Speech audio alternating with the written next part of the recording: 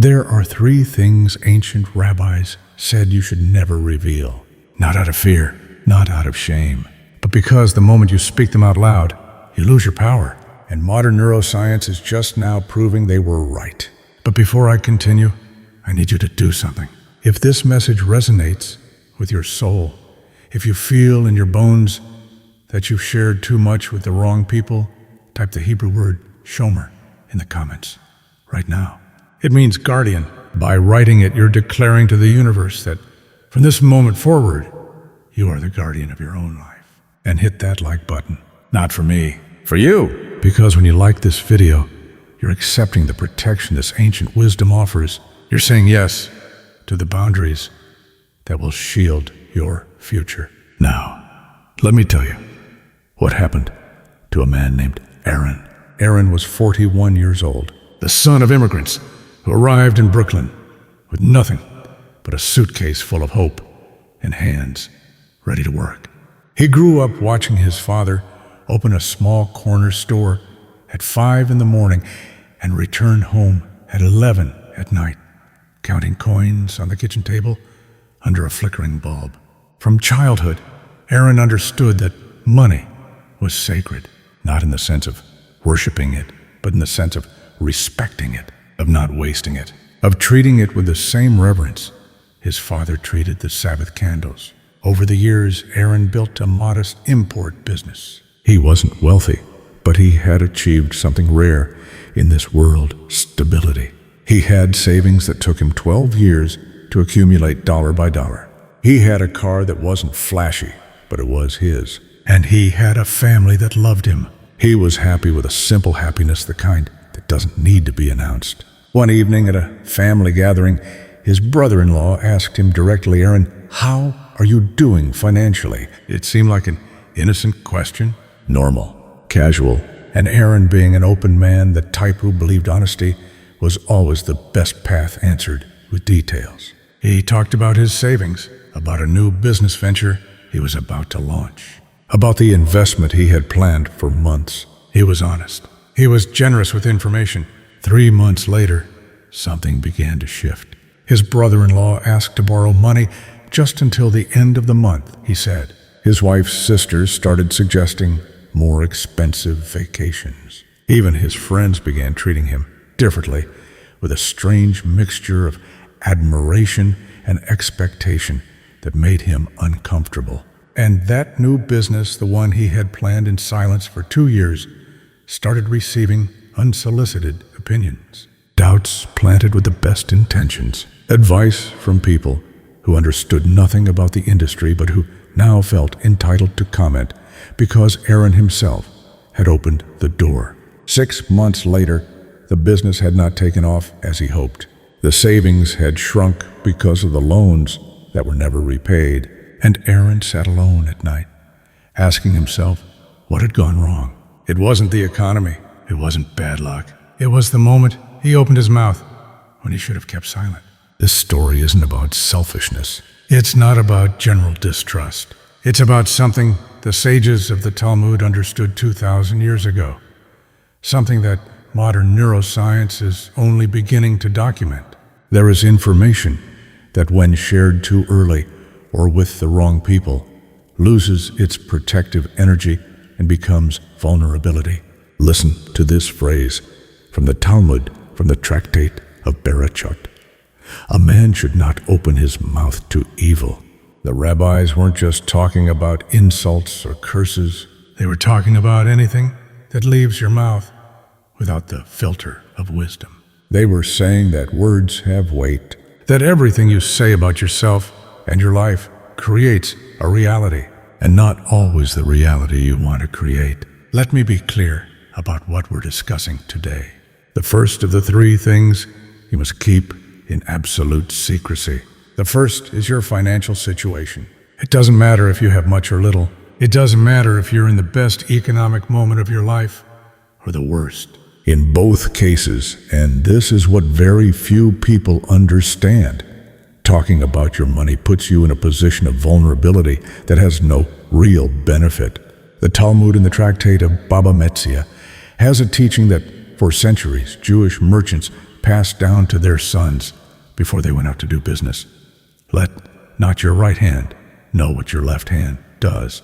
This phrase, which many know in its Christian version, has older roots in Jewish tradition, and its meaning goes far beyond humility. It's a tactical instruction, a survival guide. Think about this for a moment. When you announce that you're doing well financially, what happens? First, people who weren't there before appear. I don't say this with cynicism. I say it with the same frankness with which a father explains to his son how the world works. When you have visible money loan requests appear that never become repayments. Safe investments appear that nobody finances except you. Opportunities appear that are opportunities for someone else, not for you. And worse still, envy appears. That silent force that operates in the shadows and can poison relationships that were once clean. But now, imagine the other side.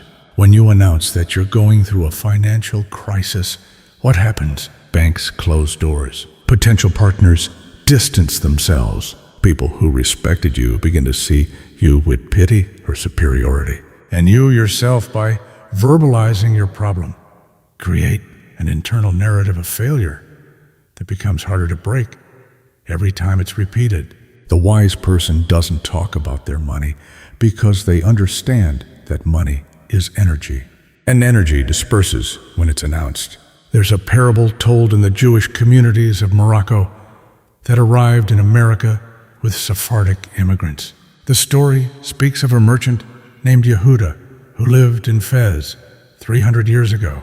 Yehuda had built a small fortune selling textiles, but he lived in a modest house and wore simple clothes. His neighbors thought him poor. His competitors underestimated him. And precisely because of this, when the time came to buy land, when the opportunity arose to invest in ships, when the moment arrived to expand, Yehuda moved swiftly and without opposition, because no one saw him coming. No one considered him a threat. No one knew what he had accumulated in silence. When he died at 92, they opened his will. He had built an empire that supported 3 generations. But while he lived, he dressed like a man of humble means, not out of false modesty, but because he understood a law that transcends time and culture. What is not seen cannot be touched. What is not said cannot be stolen. Now, let me tell you about the second thing you must never reveal. Your plans, your goals, your dreams for the future. Rabbi Shammai, one of the most respected masters in the entire Talmudic tradition, once said something his disciples repeated for the rest of their lives. He said, "Say little and do much." But what few know is that behind this simple phrase was something much deeper. Something Jewish scholars transmitted from generation to generation, sometimes in whispers, sometimes in calculated silences, sometimes through stories that seemed simple, but carried a teaching that took years to fully comprehend. And that teaching is this: not everything you know needs to be said. Not everything you have needs to be shown. Not everything you dream needs to be announced. There was a woman named Valentina. She was 36 years old and had spent 5 years planning to open her own bakery. She had saved every penny. She had tested recipes in her tiny apartment kitchen. She had drawn floor plans on napkins during her lunch breaks. This dream was hers, built slowly, carefully, like a bird building a nest twig by twig. One day, excited and full of hope, she shared her plan at a dinner with old friends. She talked about the location she had found, the loan she was about to secure, the unique recipes that would set her apart. She spoke with passion, with detail, with the vulnerability of someone sharing their deepest dream. Within 2 weeks, one of those friends opened a bakery 3 blocks from Valentina's planned location, using a similar concept with recipes that sounded suspiciously familiar. Not because that friend was evil, but because when you announce a seed before it's planted, someone else might plant it first. Valentina's dream didn't die, but it was delayed by 3 years. 3 years of watching someone else live what should have been hers, all because she spoke too soon. The Kabbalah teaches something profound about this. It speaks of the evil eye, but not in a superstitious sense. The evil eye, according to the mystics, is the concentrated attention of others on something that is still fragile, still forming. When you announce a plan that is not yet solid, you expose it to the opinions, the doubts, the fears, and yes, sometimes the envy of others. And that concentrated attention, even when well-intentioned, can drain the energy that plan needs to materialize. There's a reason why farmers don't dig up seeds to check if they're growing. There's a reason why a pregnant woman in ancient times kept her condition hidden for the first months. Because certain things need darkness to grow. Certain things need protection from external eyes until they're strong enough to withstand the light. When you share your plans too early, you invite doubt, even from people who love you. They'll say, "Are you sure? Have you thought about this? What if it doesn't work?" And each of those questions, even when asked with love, plants a seed of uncertainty in your mind. A seed that grows until it becomes a tree capable of casting shadow over everything. The wise person builds in silence. They plan in secret, and they announce only when the structure is already standing, when the foundation is already poured, when the momentum is already unstoppable. Now, the third thing you must never reveal. This one is the most delicate, the most counterintuitive, and perhaps the most important. Your struggles, your pain, your deepest wounds.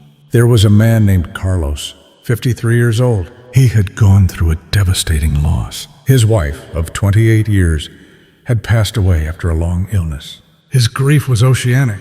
It filled every room. It colored every moment. Carlos, believing that sharing pain lessens, he began talking about his loss with everyone, at work, at the grocery store, with acquaintances he barely knew.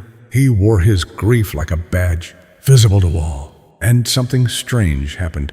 People began defining him by his pain. He became Carlos the widower, Carlos the broken one. Every conversation circled back to his loss. Every interaction was colored by pity. And worse, he himself began to inhabit that identity so completely that he forgot who he was before the grief. He forgot his strength, his capability, his wholeness. The Talmud says in the tractate of Sanhedrin, all of Israel is responsible for one another. But there's an implicit condition in that mutual responsibility. First, you must be responsible for yourself. You cannot be responsible for another if you don't care for yourself first. You cannot protect your family if you don't protect yourself. You cannot give if you have nothing to give. Discretion is not selfishness. It is the condition of service. When you share your struggles with everyone, you do two things. First, you give your power away. Because every time you repeat the story of your pain, you reinforce the neural pathways that keep you trapped in that pain.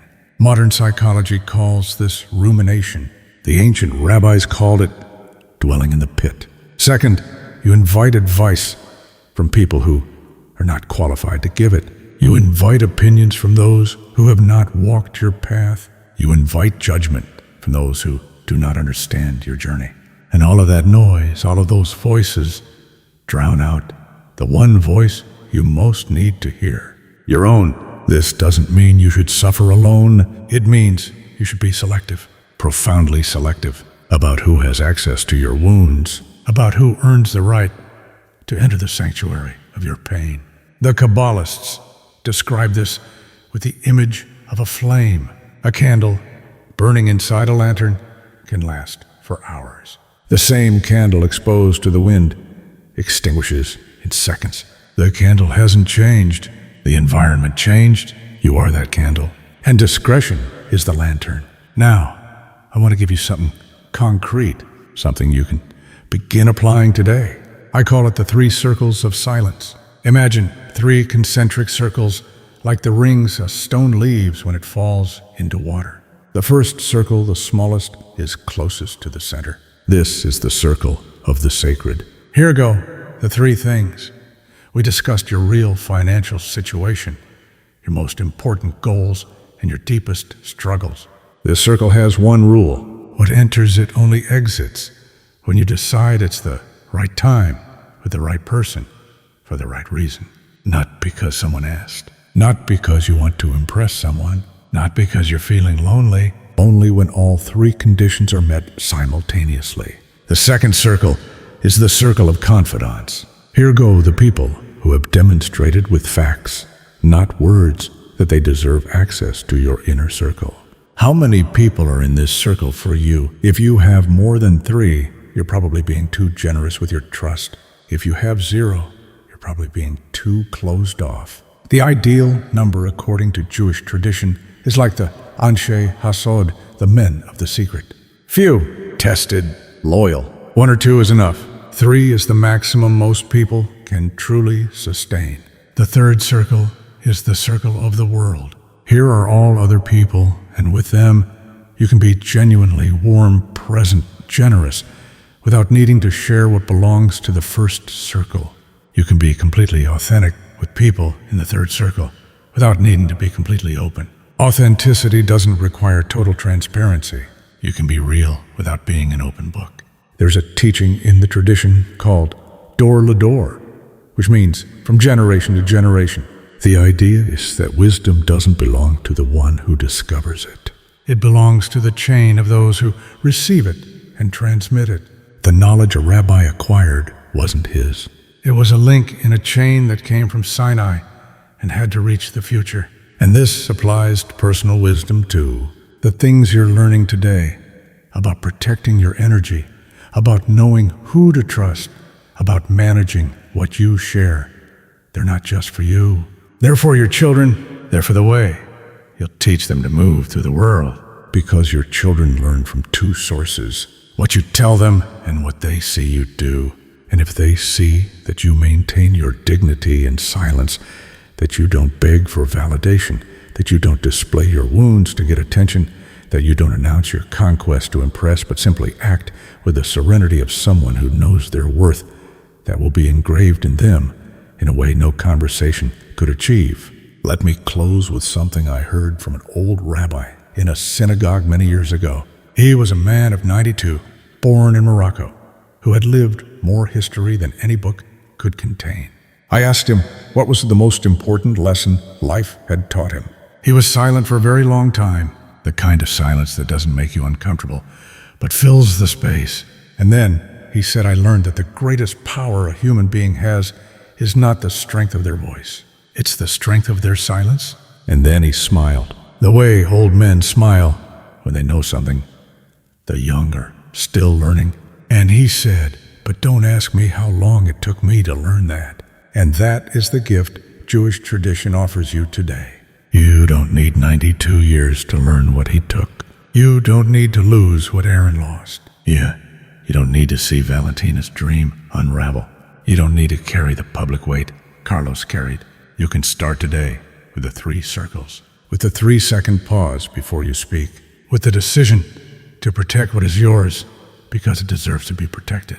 The Talmud says in the tractate of Pirkei Avot, silence is a fence for wisdom, not because wisdom lives in muteness, but because silence is the space where wisdom has room to grow. When you fill that space with unnecessary words, wisdom finds nowhere to land. So today I invite you to do one thing, one concrete specific thing. Identify, right now, one of the 3 things we discussed, money goals or struggles, and decide that from today forward, it belongs to your first circle. Not with drama, not with announcement, just with the silent determination of someone who has decided to be the guardian of their own life. And remember what the old rabbi said, what is not seen cannot be touched, what is not said cannot be stolen, and what you protect with wisdom over time grows far beyond what you imagined possible. Shalom.